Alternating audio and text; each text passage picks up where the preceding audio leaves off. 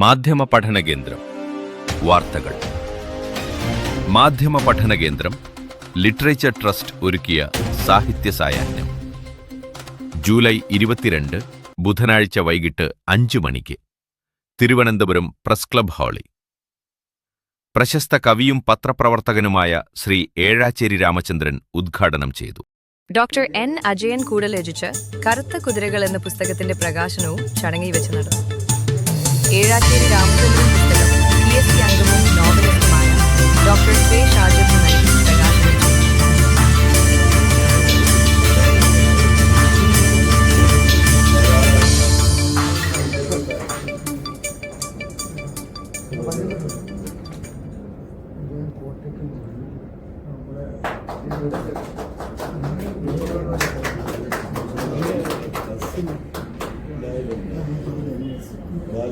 ിരിക്കുന്ന വിശിഷ്ട വ്യക്തികളെ, പ്രിയപ്പെട്ട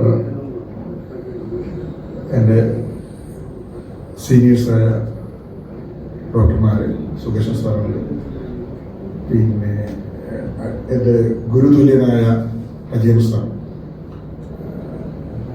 അത് ഗുരുതുല്യൻ എന്ന് പറയുമ്പോൾ ഞാൻ ഈ പ്രൊഫഷനിലേക്ക് വരുമ്പോൾ 1ാം വർഷത്തിൽ അവിടെ ട്രെയിനിങ്ങിന് വന്നതായിരുന്നു അജയൻ സാർ. അന്ന് മുതലുള്ള ഒരു ബന്ധമാണ് ഞാൻ അദ്ദേഹവുമായിട്ടുള്ളത്. അത് എന്താ പറയുക, എഴുത്തിൻ്റെ ആയാലും മറ്റേത് മേഖലയിലായാലും അദ്ദേഹം ഒരു മാതൃകയായ ഒരു വ്യക്തിയായിട്ടായിരുന്നു പെരുമാറിയിട്ടുള്ളത്. നിങ്ങൾക്ക് എത്ര ആൾക്കാർ അറിയാമെന്നറിയില്ല, ഫാം ജേർണലിസമായിരുന്നു അദ്ദേഹത്തിന്റെ പ്രധാനപ്പെട്ട മേഖല. കേരളത്തിൽ അറിയപ്പെടുന്ന ഫാം ജേർണലിസ്റ്റ് ആയിരുന്നു അദ്ദേഹം. അദ്ദേഹത്തിന്റെ വരികൾക്കിടയിലുള്ള ഭംഗി, വായനാ സുഖം എന്ന് പറയുന്നതാണ് ഞാൻ ഏറ്റവും ഒരു കൃതിയുടെ മഹത്വം എന്ന് പറയുന്നത്.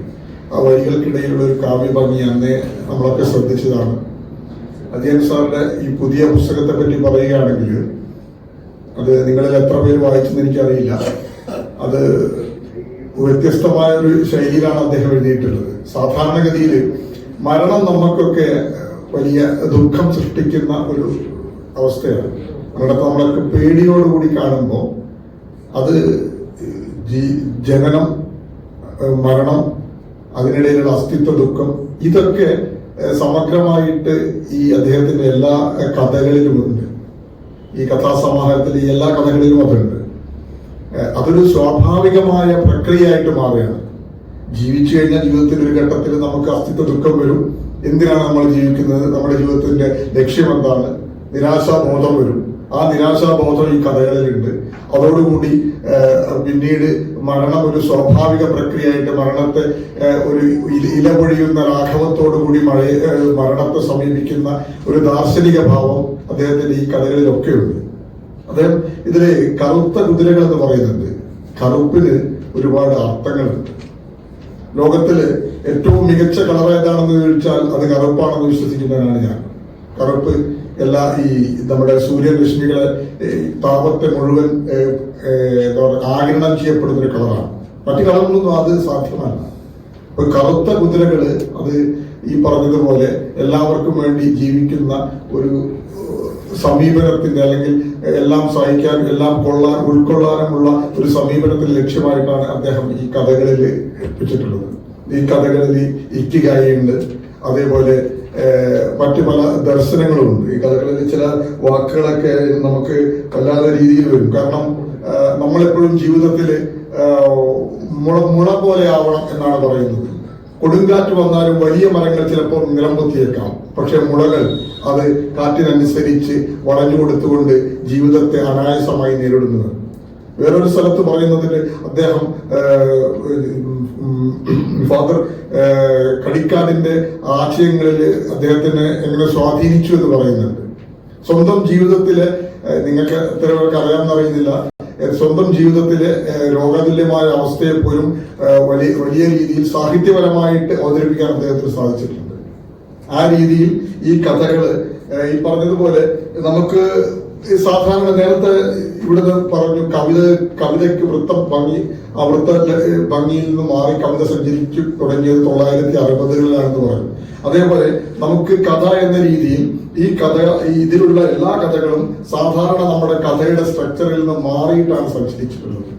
അതിൽ അനുഭവങ്ങളിലൂടെ കടന്നു പോകുന്നുണ്ട്. അനുഭവങ്ങളിലൂടെ കടന്നു പോയിക്കൊണ്ട് തന്നെ അത് മാജിക്കൽ റിയലിസത്തിലേക്ക് പോകുന്നുണ്ട്. ആ രീതിയിൽ വ്യത്യസ്തമായ കഥകൾ അദ്ദേഹത്തിന് ഇതിൽ ചെയ്യാൻ സാധിച്ചിട്ടുണ്ട്.